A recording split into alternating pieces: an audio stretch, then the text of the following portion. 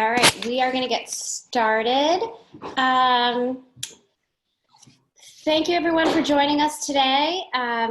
For those who don't know me, my name is Sapna Shah. I am the founder of Retail X Series. I'm an angel investor focused on the future of retail at the pre-seed stage.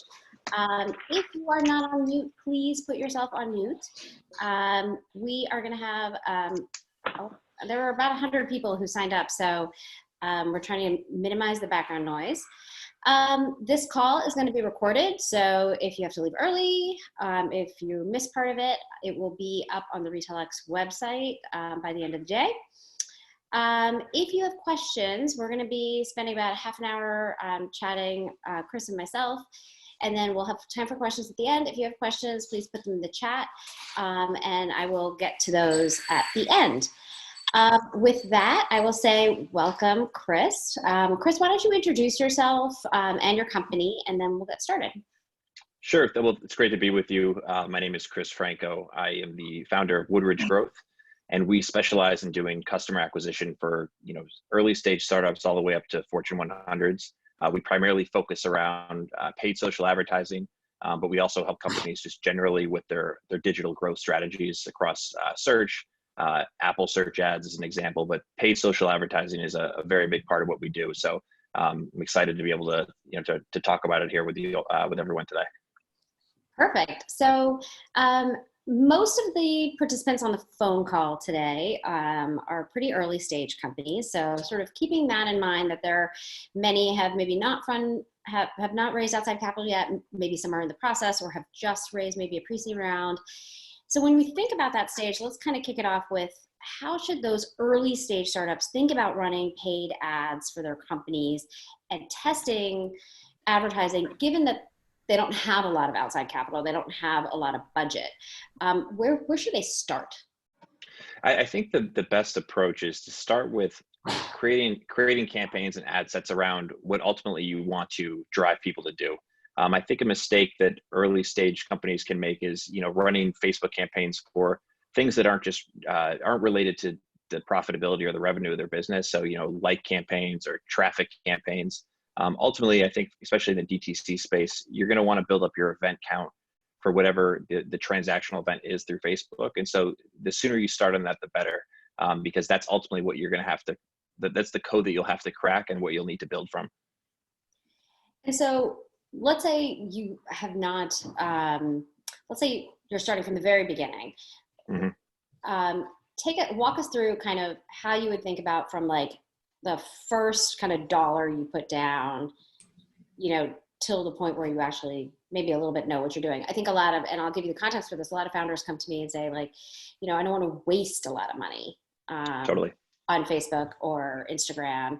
I'm not really sure what works. I don't have a big enough audience yet I haven't done enough that I can find lookalike audiences, that kind of stuff. So how do I really start? Sure. So the first thing is just, choosing the right campaign objective. The campaign objectives are actually they're really just algorithms. So you want to pick the one that's most transactional in nature. Most often, and I'm generalizing here, but you'd want to pick the conversions as your objective.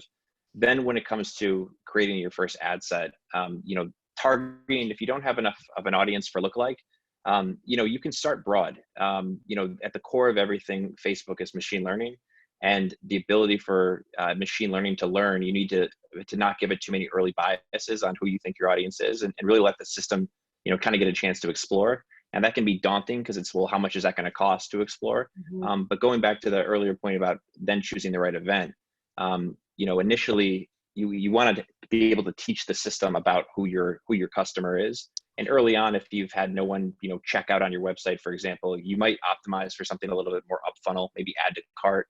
But ultimately you want to start building, the traffic that's going to resemble the behavior that you're trying to scale. So what I mean, and I'll just, kind of simplify it a little bit, is everything, at the end of the day, we want to find people whose behavior is going to be profitable for our business. They're going to see the ad, they're going to tap on the ad, and ultimately they're going to check out. Facebook wants to show it wants to find those people and serve your content to those people. But the key is that you set it up and give it a chance to do it in the first place and really see where you stand. So I think you can lose money. You don't lose money from a test that doesn't work. You lose money if you don't actually learn anything from a test. And so initially you need to figure out what is it, how does the system understand my audience, and can I actually get conversions this way? And what are the baseline metrics, all the way starting from, the CPA on up, how much of the CPMs, what are my click-through rates looking like, and just getting a sense of where you stand. So then when you make, if you decide to invest more in the channel, where you need to focus on to start to, improve the different levers along the way. So going just more to the practical application of this, Sapna, is, once you create your first ad, a lot of people can also make the mistake of trying to, we need to have an Instagram placement, a Facebook placement, stories. I'd recommend just starting with an Instagram static image. And the reason for that is, you're already testing a lot of different variables and trying to figure out the right event. You don't want to also throw in the mix different types of creative. And if you use a Facebook mobile ad, there's a headline that you have to account for. With Instagram, it's the most sort of simplified format. It's just the caption and then, the image or the video, whatever you choose. So I think just another, practical application anyway is just to stick to the simple there and just figure out what the baselines are. Yeah, that's a really good point. I love the idea of like starting simple. How do you start simple from a creative perspective? Because I know, I've talked to companies where kind of really authentically, like just the founders talking into a camera, that kind of video turns out to be much better than a beautiful image. For others, it's the beautiful image. How do you know kind of how to test creative, even in that very simple, let's just take Instagram for a moment, in that Instagram format? Should you start with a static image? Should you start with a video? Is it better to be authentic? Is it better to have beautiful creative? Mm-hmm. Where do you start there? Yeah, I think it's a great question. At the end of the day, if we take a step back, we're doing direct response advertising. So, the themes and really kind of enduring lessons from direct response advertising, going back to the, mail advertisements, in the last century, you want to be very specific about what the offer is and what your product or service is offering. So I would get away from like the lifestyle imagery or the beautiful imagery. As I said earlier, the system is incentivized to get people's attention with the content. So we don't want to go away from what actually the value of your product or service is. So being very specific, I think, is the most important thing. The second is in terms of just trying to minimize the risk or minimize money lost, is making something that's very congruent with what the prospect is going to see on your landing page, or, I say landing page, it could be your app store listing, it could be a variety, wherever you're sending that traffic. We call it creating cognitive congruence.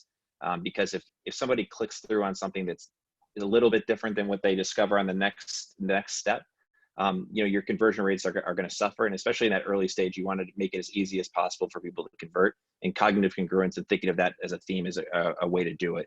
Now, in terms of being authentic, I really do like the approach of, the founder talking to the camera. At the same time, if you're selling something, make it all about what you're selling. Specific, show the details, use the whole frame. And really try to, you can also glean lessons from your competitors. I'm not a fan of following the herd, but if you're just trying to explore and see how you can minimize some of the loss by doing things that are working at scale, because you're ultimately going to be testing on a small scale. So you won't be that far off with, following what maybe a brand that's spending millions a month is doing in terms of how they're showing their product or service. Yeah, that's a great point. And I think the doing some, and I think I tell founders about this, whether we're talking about marketing or other things, understanding what your competitors do certainly seems like the first step before you even kind of get to actually, doing any advertising at all. But as you're, okay, let's say now we're going on to the next sort of phase, like we've tried this, we've done the very, very simple, maybe some certain creative is starting to convert, we're starting to see whatever that action is that we want the customer to be taking.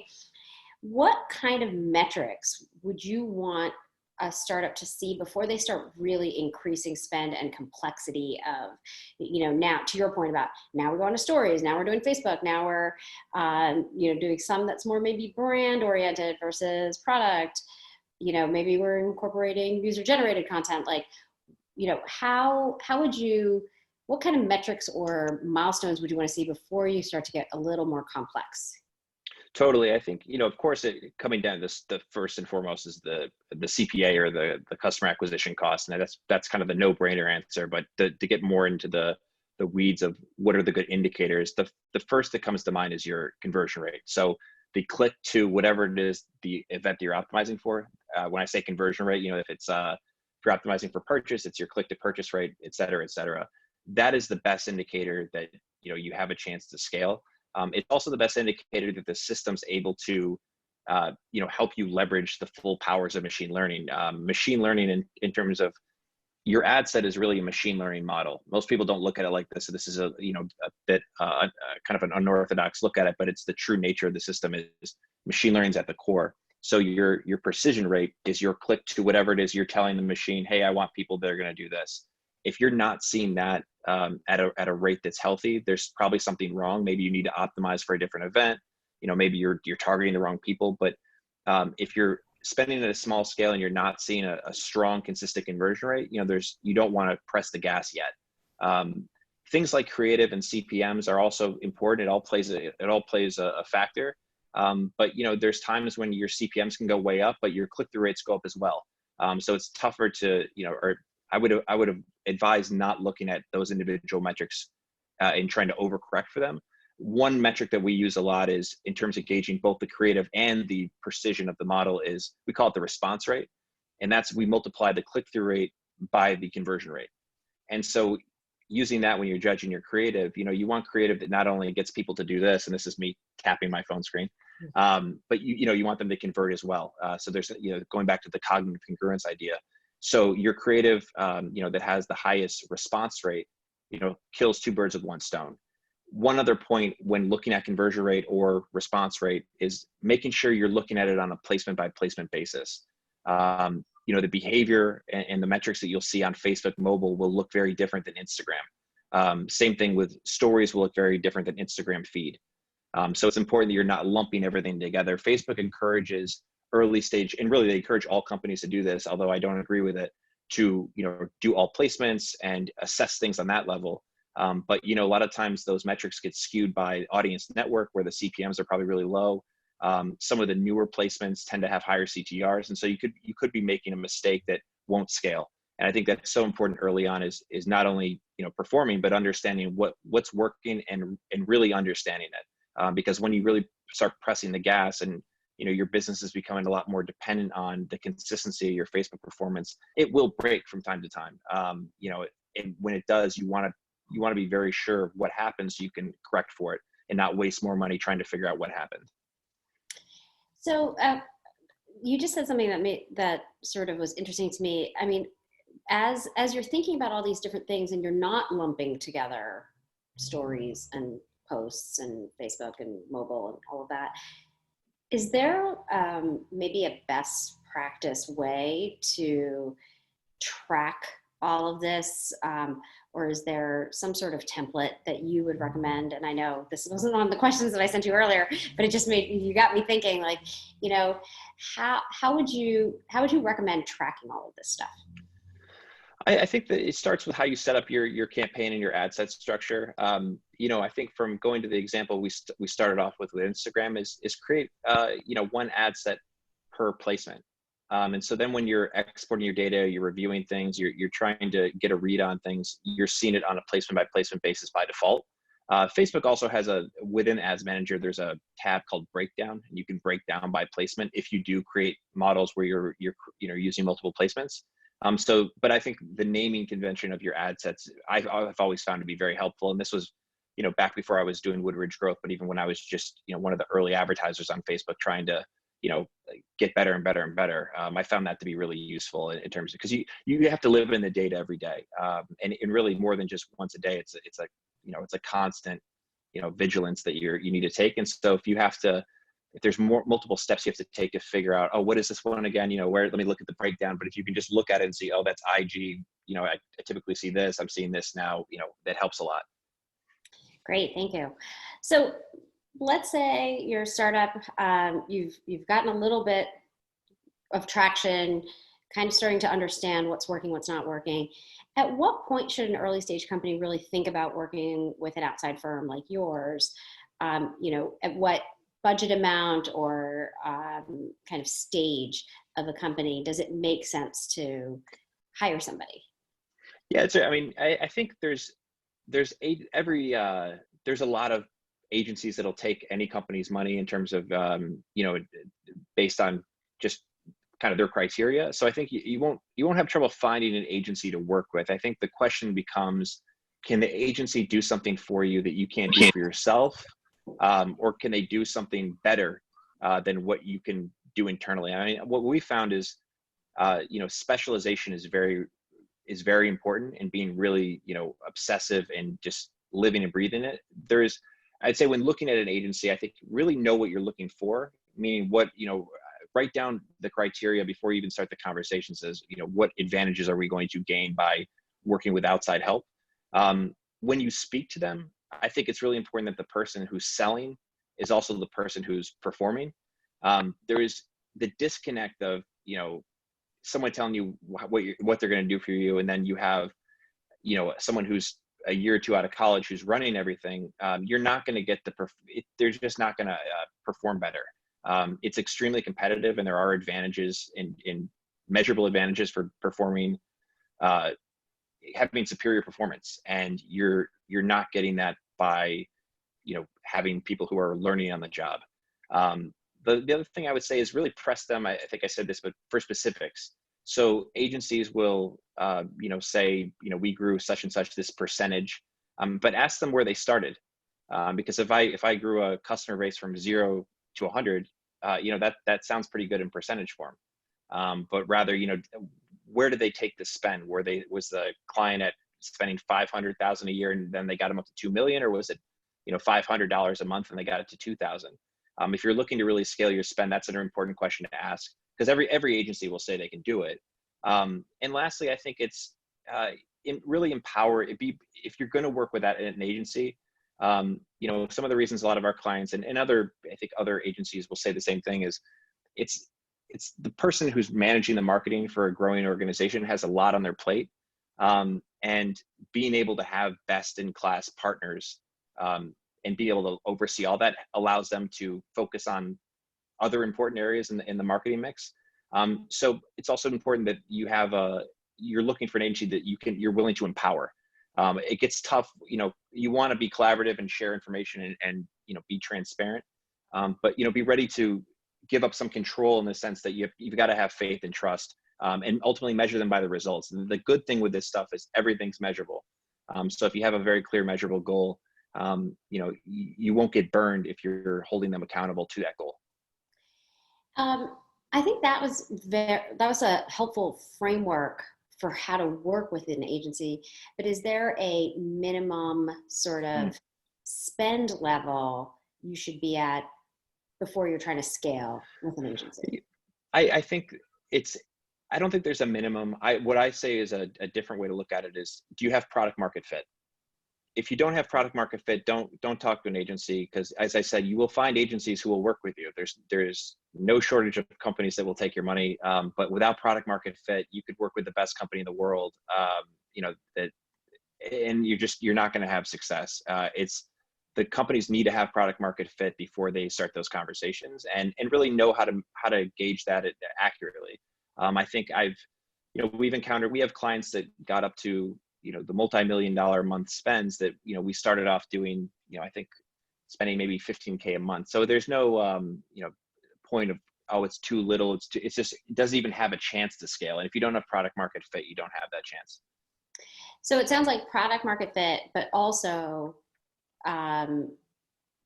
you probably want to have, you alluded to this but didn't quite say it, you probably want to have at least someone, and it could be one of the founders, in charge of marketing and who's working on sort of the other elements too of the entire marketing mix, but who is maybe also the main point of contact with an outside agency.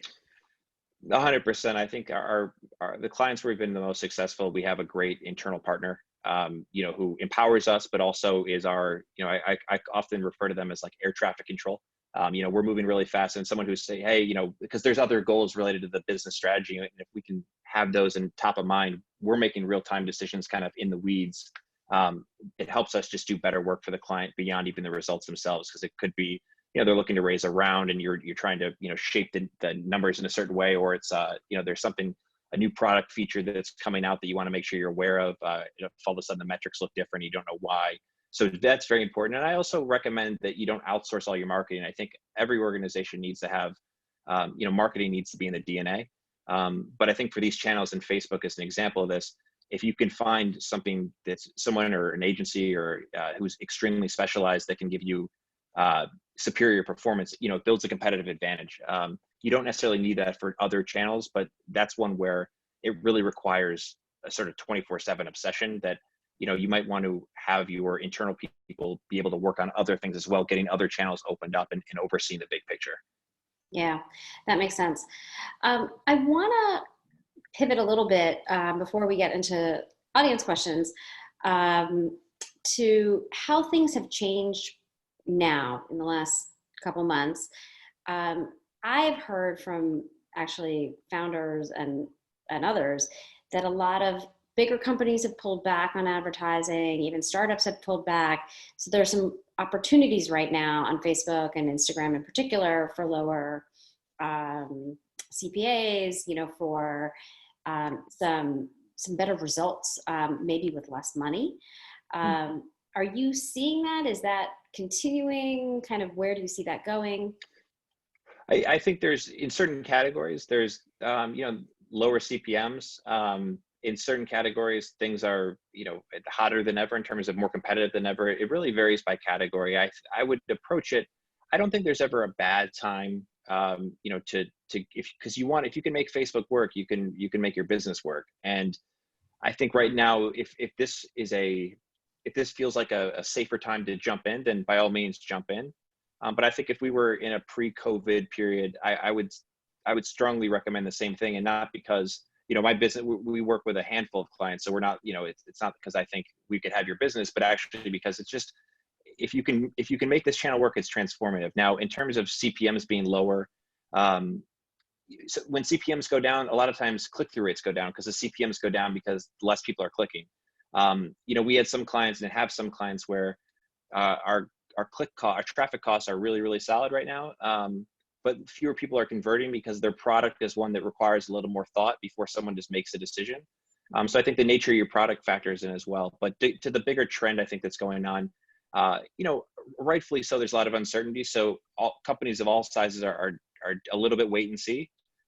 We have some clients that are spending more than they typically would right now because of their category. But in general, I think there's, it's not just affecting Facebook. There's other channels, and probably other channels that are in some ways less essential, that are seeing more arbitrage opportunities, because it's sort of like, okay, this is not a real example, but we were playing around with Twitter. Let's let's save that money and just keep doing what's working and we have going. So it's a bit of a mixed bag. But I think the time to jump in is any time. So that's my take anyway. Great, thank you. So my last question for you before we get to audience questions, and to everyone listening, if you want to I see there are some questions in the chat. If you want to put your questions in the chat right now, we will get to them in just a second.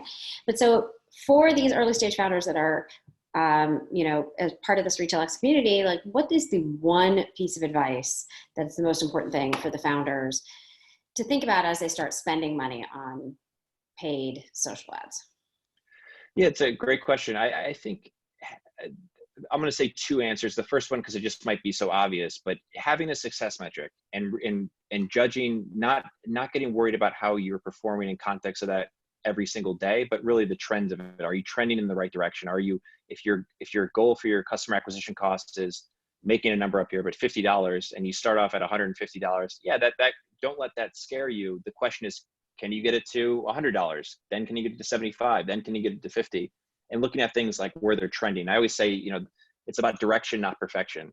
The other piece I'd say is take it one test at a time.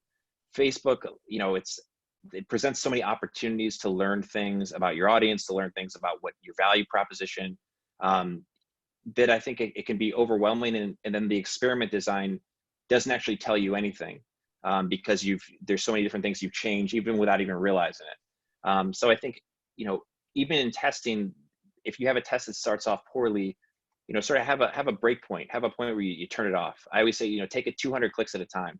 But if after the first 100 clicks and you're getting CPCs that are $30, don't let it get to 200. Turn it off. It's okay. You just try to understand what happened, and then when you run your next test, start off by saying what you think happened, what you're doing differently, and what you think is going to happen as a result, and measure that against measure the results against your expectations.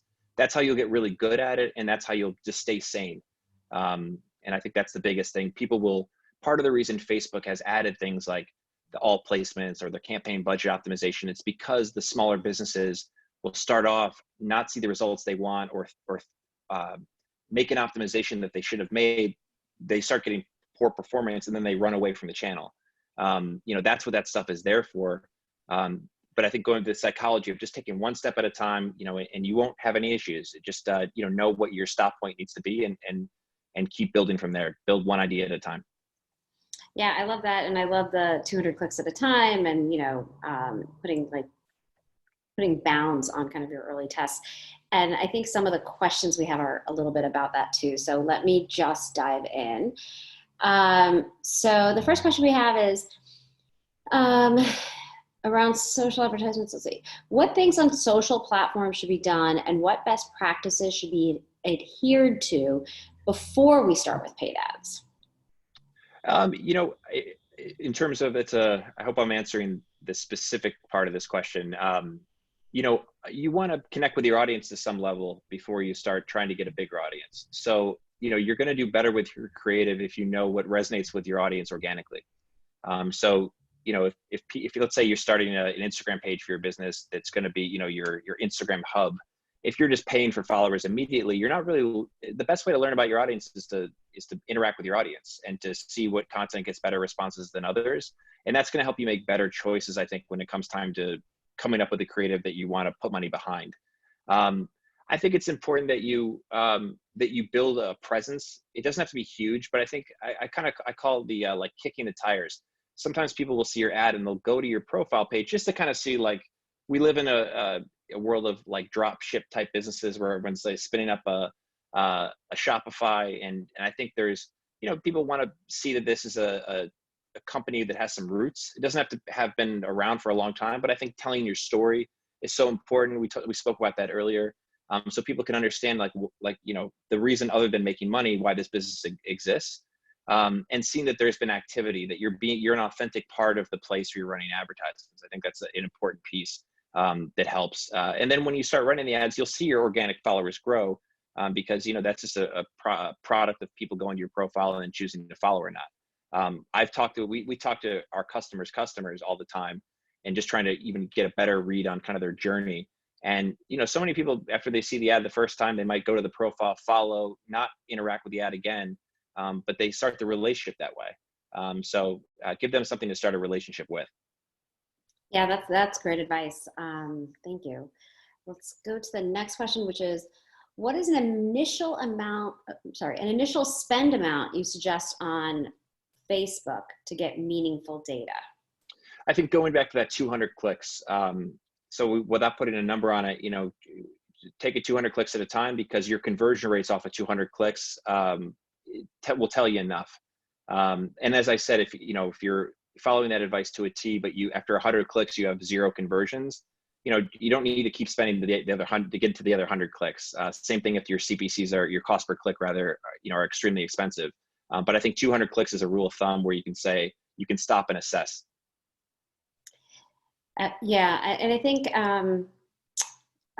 one of the, maybe a follow-up I might personally add on that is, one of the things that people ask me for that initial testing is, what can you do some of this kind of ad work before you even launch a product, if you're just pointing people to like a landing page of like sign up for emails, and if so, would you still use that 200 clicks rule? I think I'm a big fan of this, trying to read the market early on before you've launched the product. I think it's very smart. I think you can still use the 200 click rule. I think in fact, it still gives you the same answers where you're going to have enough volume to tell something. And as I said earlier, it's about direction, not perfection. So, and if you're testing one thing against another, you want to see big differences. So you're not, be careful if you're seeing, it's a little bit better, a little bit worse, because as I mentioned earlier, we're dealing in a world of machine learning where randomness is at play. Unless you're going to test the same setup 10 times in a row, it's technically not scientific as much as people want to act like it is. So when you try something new, whether it's a change to the landing page, whether it's whatever that change may be, if it's way worse, if the performance is terrible compared to your first, that's good, because then you can rule out a lot of stuff to not do any more of. And it goes back to my earlier point of writing down what you expect to happen as a result of the change you're making. Otherwise, instead, it'll get chaotic. It's kind of, it requires a little bit it's annoying to kind of stuff before, because you just want to go. So to take the time to, I think this is going to happen, because it feels a little bit elementary, but it really, really pays off. And it'll help in that process, whether you're doing with your existing product or, driving traffic to a landing page to gauge potential demand. It feels like you're in school, like you have to write it down. Right. No, you should see how many notebooks I have. It's embarrassing. It's embarrassing, but it really does, I like to think that, it's for practical reasons. It definitely works. Great. Okay. Next question. If we were to work with an agency, what is the pricing structure? Is it a retainer and then ad dollars are separate, or is the agency making margins on the ad budget? How does that work? I think it honestly, it varies. I mean, we've done a lot of work with a lot of different companies in all different categories, and there's themes. I'd say generally our business is typically tied to a percentage of spend, but our clients are unique in the sense that they want to grow very aggressively, but also very efficiently or cost efficiently, which, the incentive is aligned. If you're doing brand advertising, I wouldn't recommend doing a percentage of spend model, because the incentives are not aligned. Earlier stage companies, I think what you'll encounter out in the marketplace is companies will do retainer potentially. And if you cross a certain spend threshold, then it kicks in with a percentage. I've seen that model. We've done things where as we've become more, had more, banners up on our championship banner, so to speak, where it didn't make as much sense to, work with companies that were at a very, very early stage. We did things like, taking a percentage, an equity in addition to, until we reach a certain point to make up the difference of like what our average is. So I think, people will be creative. Ultimately, it needs to work for both parties. You want to incentivize whoever you're working with to crack the code and figure out how to take it to the moon. And I think also one thing we try to do, and I think it's important, you should ask an agency partner this, is, don't get locked into like a long-term thing initially. Set up we try to, and we do this on purpose. We'll do a 90-day start period that can be canceled at any time. And then after that 90 days, we'll have a longer term, but even that can be canceled at any time, because it's about, with Facebook in particular, the results are measurable. You're holding your partner to those results. I say it's, you're not looking for an agency, you're looking for athletes. It's performance marketing. You want someone who's going to put up the best stats, because you want that on your team. And, that'll protect you as well. I think it's the old, I shouldn't call it the old school model, but we talked to a lot of companies, and there's always the trepidation that, how long are we locked in for? Because I think that is a way that business used to be done in that regard. But anyway, I hope that answers that question. Yeah, that was great. Thank you for that. And you actually got to my add-on question was, well, how long should the period be? But you got there as well. So thank you. There we go. Okay, so the next question is, with all the information out there, do you recommend any credible resources to read or learn from if you're new to paid ad marketing? So, okay, this is where I'm going to sound a little controversial. I think that I would avoid a lot of the blog stuff out there, because I don't want to sound cocky or anything like that. So apologize in advance if I do, but there's times where I want to share some of the secret sauce where I'm like, people are doing this wrong. And it's not that there's two factors that kind of go into my head. One is I'm too busy to stop and like, here's what I know about, and I do it all day. So then your energy to like, then go write about lookalike audiences or some unique tactic. It's not as appealing. But the second part is I feel like it's a disservice to our clients who, are paying us to create an advantage for them to then go, share the sauce. And now I will say this one, we never share something that's proprietary to us or the client, but that's to the earlier point. You're not going to share anything that you shouldn't share. Like the things that you would share that would be valuable, I would never share.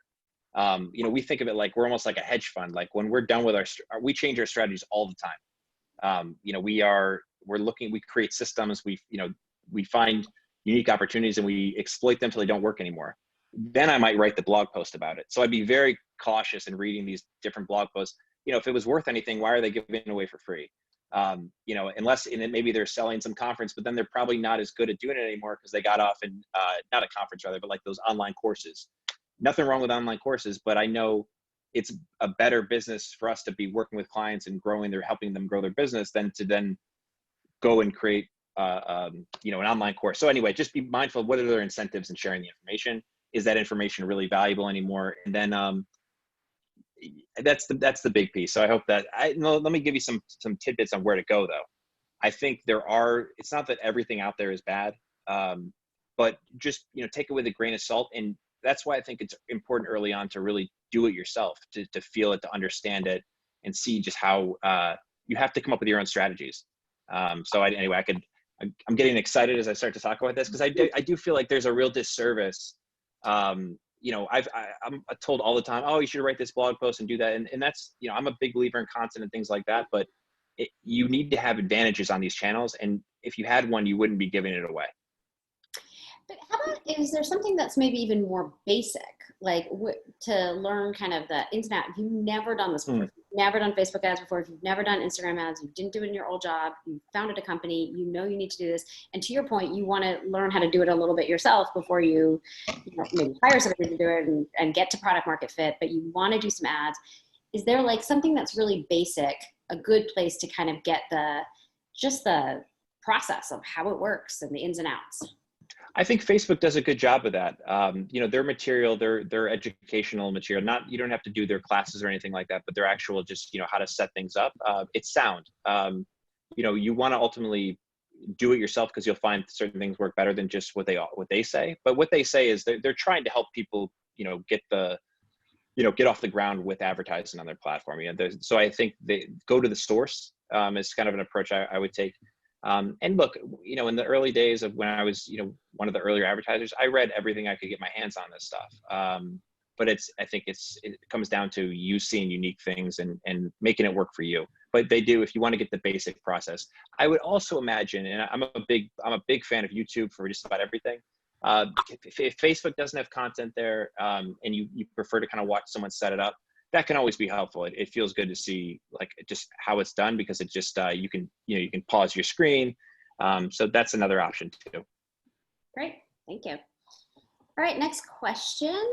What is the biggest disconnect between startups and ad agencies? Do you foresee a way for businesses to create more valuable client business relationships go forward? I'm not sure about that second part, but the disconnect between startups, meaning and like working with a more traditional agency. Yeah, I guess. Yeah. So I think I at one point in my career I worked for one of the big agencies, and there's nothing wrong with big agencies. I think it's a slightly different culture though, and that is not always aligned with the startup culture. Startups don't need you to have a meeting and 2 meetings before the meeting. It's about go. And I think having a culture like that in your agency with your agency partner is important for that reason. I think also the ability to just get on the phone or get on Slack and talk to the person who's actually doing it about questions you have and getting quick answers. That's harder to get at an agency where there's more bureaucracy and things like that. Now there are bigger agencies that are trying to create kind of like startup-esque lines of business where they do appeal to that, but ultimately I think it's good to, if they had people in the company that have worked at startups, I think that's a good sign too, because they really know the culture. The corporate culture, again, nothing wrong with it, but corporate culture and startup culture, it attracts different types of people. And I think for a startup that's looking to get things off the ground, you want someone who's like an extension of your team and by default shares your culture. Yeah. I like also what you said about athletes. I thought that's sort of a really interesting way to think about it. Well, this is like my A/B test, because that's something I wrote down a few months ago, and I was like, I think there's something there. I think there's something, that's the, you don't need agencies, you need athletes. So now I'm going to run with it. I like it. Okay, next question. Do you see value from running full funnel Facebook ads once a company once hang on, this just moved, sorry. Once a company has product market fit, for example, starting at awareness, then middle of the funnel, then bottom of the funnel conversions campaigns. This is another, like, Chris Franco controversial opinion, but I could back it up. No. Facebook, if you want to exhaust the down funnel conversion objectives as much as possible. As I said earlier, I know I could do like 3 more of these to get into this stuff, because I've just completely nerded out over it the last 3 or 4 years, is the machine learning component of this.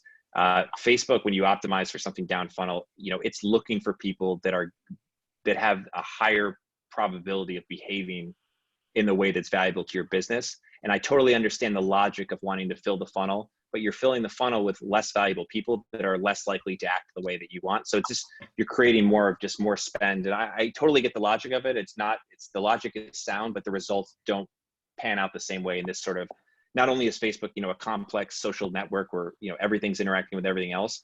But it's the machine learning at the core of it, which is, you want to ride that wave as much as possible. And so getting away from that and trying to go up funnel, as I said, you're getting a less valuable person, because the system is being taught to go find someone who will check out your website, but not actually act, in a way that generates revenue for you.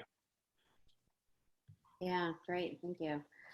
The next question is there an example of a company at each of the early, mid, and big stages consistently changing it up and creating valuable campaigns that we can use, that we can look at as use cases?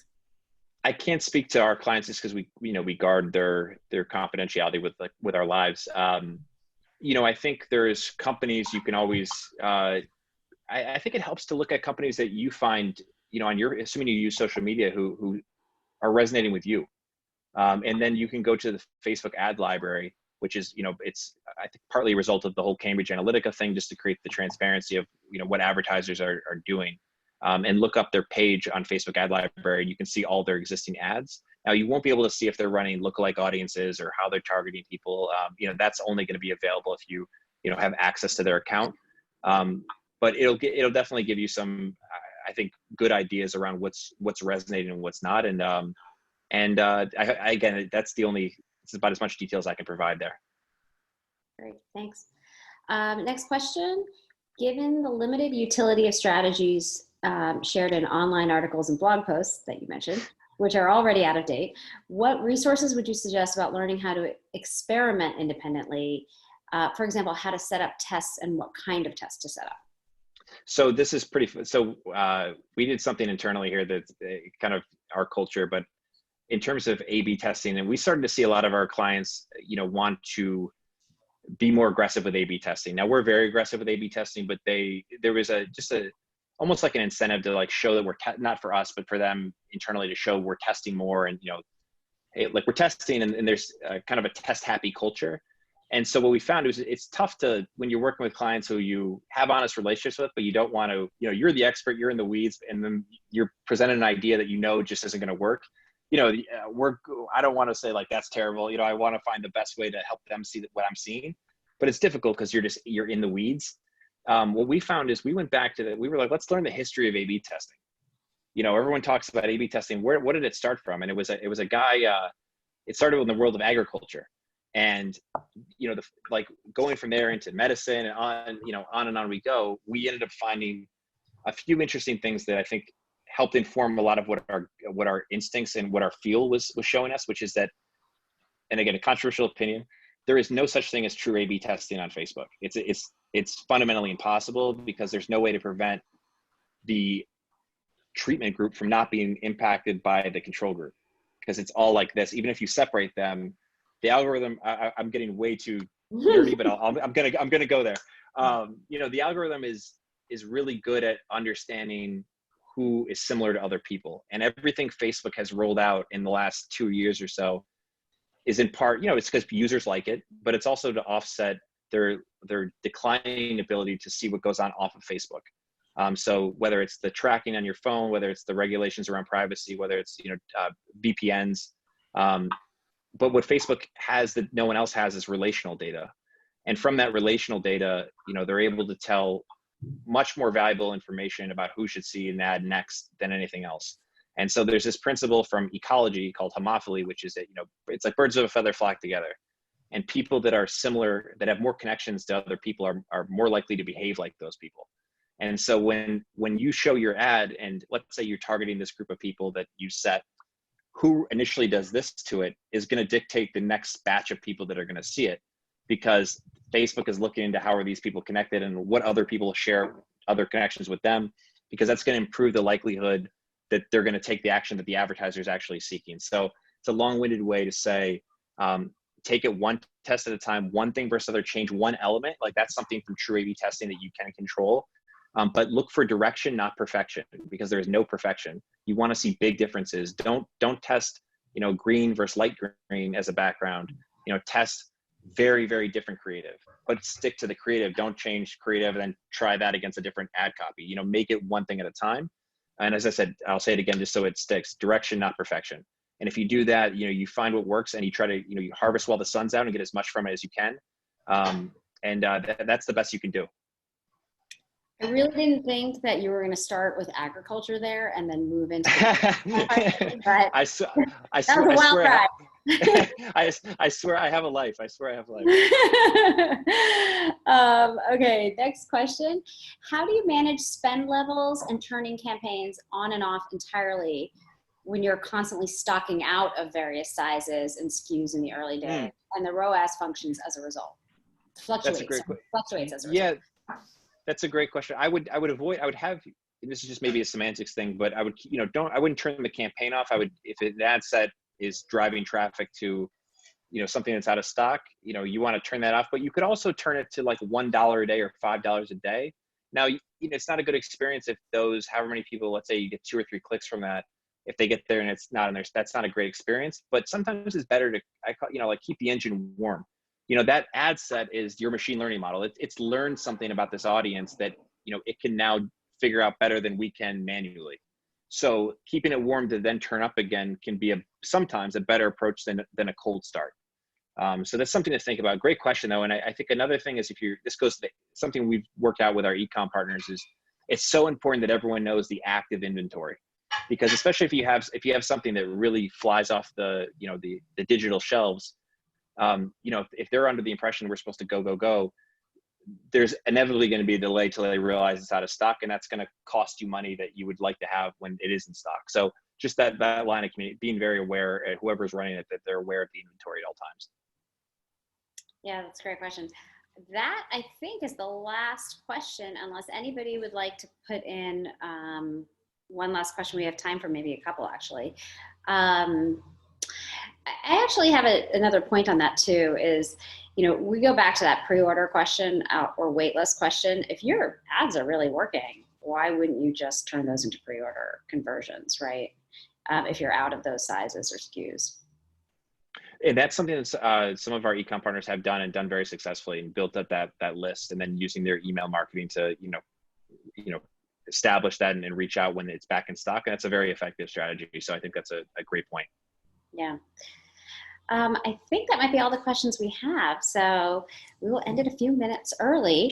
I would love to add just one point, just to, Sure. Kind of something I would blog about, but I feel like it's giving something away. So we'll give it away here. It's the exclusive. Is lookalike audiences are great. No matter how into Facebook you get, you will hear about lookalike audiences. But going back to kind of this broader point about machine learning, a lookalike audience that isn't based on the behavior you want is not actually it's not really following the fundamentals of machine learning. What I mean by that is, when you're trying to figure out how to reach more people, someone will make a list on people who've added to cart, or people that have been to the website and spent a lot of time there. But you want to, in order for it to really work the way it's supposed to, and for you to be able to assess the performance, you want to be based on people who've purchased. And if it's not, then you're creating a false model. And one way, a fun thing we've done is make 2 lists. One, and you can use the Facebook custom pixel to do this. One of people who've added to cart but not purchased, make it look like 1% of them. And then one of people who've purchased, make it 1% of them. And then look at the overlap. They're different people. And the system, as I said earlier, does want and is designed to find people who will behave the way that you want them to behave. So if you want to leverage the real potential of lookalikes, you want to make sure the behavior, the seed, is the behavior you want. And I say it'll save you money too, because lookalikes end up making everything more expensive, but you're ultimately paying for a higher conversion rate. So hopefully it balances out. And but just keeping that in mind. I think it's an area that people get lost in because there's just looking for creative ways to find ways to target potential customers. Yeah, that's a really good point. Oh, we got one more question too, so let me just read this one out. How much should we expect to spend on an agency for managing social media ads? It kind of goes back to the earlier point. I mean, it's very tough for me to say. I think it can vary. I mean, I think there's companies that just do retainers. What those retainers are, I think that varies, and it's so hard to say without knowing the industry because I'll give you an example. One from our business that's unique. We have a B2B client that we've worked with for a long time. They're never going to spend at a level that our typical percentage of spend model makes sense for because we're trying to target it's like almost like a needle in a haystack. We're trying to target at scale. And so the cost to make that profitable, it's a much higher cost, but it's the LTV of this customer, it's extreme. So, we had to be creative and work out a retainer that was good for both sides, but it's not a standard. And I can't say, that this is the amount because every agency, is a little bit different. Probably some are a lot different. So I wish I could answer more specifically, but I would need more information. I think making sure that it aligns, the incentives are aligned is the best you can do. And that's key. Thanks. We actually got a bunch more questions in, so let's keep going. Oh, cool. Would you recommend running an awareness campaign while you're running a conversion campaign, or would you start with conversion campaigns if you haven't ran any ads about your products before? I wouldn't do awareness for anything. I think it's just you're delaying the inevitable, which is you're going to need to run conversion campaigns. An awareness campaign it'll create awareness, but I think it's in early stages. You want to find channels where you can drive customers, and so you need to figure out how to Facebook to do that. Facebook has no problem. It's a lot simpler for the algorithms to figure out how to drive awareness than it is for other things. And so, but it's not necessarily. They're not going to translate into customers for you. And if they do, you're going to need to create many more campaigns to then nurture them, and it gets expensive. There's better ways, and I think even going back to the point of how the behavior will change, the campaign you choose will change the behavior. So if you choose awareness, the people they'll go to your website, and you'll get them there cheaper than you would with a conversion campaign, but they will lack fundamental characteristics of people that will be your customers. And your goal with any dollar you spend on Facebook is to build really an overarching model to help predict and find people who, when they see your ads or they see your content, they're going to click and buy. So that's my reasoning anyway. Great. Okay. The next one is going back to the lookalikes. Would you recommend only using 1% audience or utilizing the range of 2 to 10% lookalike audience match, assuming you have a small set of purchasers to base your lookalikes off of? I would stick to 1% if you're, in the stage that I think this person's speaking about, which is, building up the channel. It's important you're mindful of how big your seed audience is, and I think this might speak to something we didn't address, which is, Facebook has recommendations, and there's no perfect number, but the general rule of the lookalike audience, and this comes from reading, again, going to the end of the internet, is you want volume is always better than more volume is better than less volume, meaning like a lot of emails or a lot of phone numbers or whatever you're using as the basis. Relevance, meaning they act in the way that you want them to act, and then recency. So a customer list of 10,000 people that stretches over a 5-year period versus I'm making these numbers up, but 1,000 over a 3-month period. I would take recent above that, but that would be an interesting test, is try both seed audiences, build 2 lookalikes and see which one does better based on down funnel. There's something else that came to mind on this that it'll come back to me, but I hope that's helpful in terms of building these out. Great. And generally, the next question is, generally speaking, is there different types of creative that works better for retargeting compared to top of funnel? I think that you just need to be mindful of what they know about your product up to that point, as well as, what would be some of the reasons they didn't convert on the first try, and does it help to speak to that again? Sometimes it does. Sometimes they just need to see the ad again. There's a lot of research that shows, people need to see something, 2 or 3 times. And in fact, if you dig into Facebook's documentation, they'll be careful about putting retargeting on with the too extreme of a restriction, because oftentimes, and here's an example of what I'm going to say is, if let's say I have a friend who recently got married and I go on Facebook, it's at the top of my feed. And there are, I know, like, I don't like it right away. Maybe I'm doing something, but I go on Facebook later that day, it's at the top of my feed again. The system is saying, hey, we know you didn't interact with this, but we know you want to interact with this. So like, here it is again, like, please like it, like, leave your comment. And sure enough, you end up doing it. And that's similar with these ads. Sometimes it takes 2 or 3 times, and the system will give it 2 or 3 times if they don't convert right away. So assuming you're letting the prospecting side do that, and they're maybe they're adding to cart and not checking out, or they whatever else you're initiate checkout, they don't add a cart, or however order we want to go. Trying to have a hypothesis about why they didn't finish, and go from there. I think I'm trying to think of some examples off the top of my head that might be practical in terms of the creative. If there's something regarding, sometimes this is a quality thing, right? So sometimes you see it's a more expensive product. Showing a different angle of it, showing maybe it's a video of someone getting it and talking about how much they love it. I think thinking of it like creating a cadence. But there's no bulletproof perfect formula. I think it's you need to explore what works for your audience, and again, test one hypothesis at a time. Great, thank you. And we are about running out of time, but the last question I think is a perfect one to end on, which is how best to reach you if anybody on this call would like to have a follow-up conversation with you. Sure. Probably by email, I think would be best. It's Chris at Woodridge Growth. People oftentimes see it and think it's a Woodbridge, so I'll spell it. It's WOODRIDGE. I know it's in all the documentation for this event. So yeah, I'm on Twitter if you just want to tweet me. Instagram, DM, Chris Franco 100. Twitter's Chris Franco, and then Chris at woodridgegrowth.com. Happy to. I'm always happy to talk to companies. We don't. Not everything has to be transactional. We don't operate like that, and we're in this for the long haul. And so the more people that know what we do, they tend to see the difference. And if we can be of any help, even just in a conversation, we don't mind doing that. So I welcome any inquiries. Amazing. That's amazing. And thank you for generously offering that. And it's 2:00. And so we really do have to end. So thank you so much, Chris, for all of your insights and advice and tips. Very much appreciate your time today. And thank you to the audience for being a part of RetailX. And there'll be another one next week on equity crowdfunding, I think. Everyone will get emails about that. But thanks again, Chris. This was great. Thank you for having me. It was really fun, and I really admire what you do with this series. So it's great to be part of it. Thanks, and hopefully we'll get you into an in-person one whenever we get back to in-person events. Would love to. Yeah, would love to. Hopefully sooner than later, just based on what's going on. Exactly. All right, have a great afternoon. Take care. Thank you. Bye.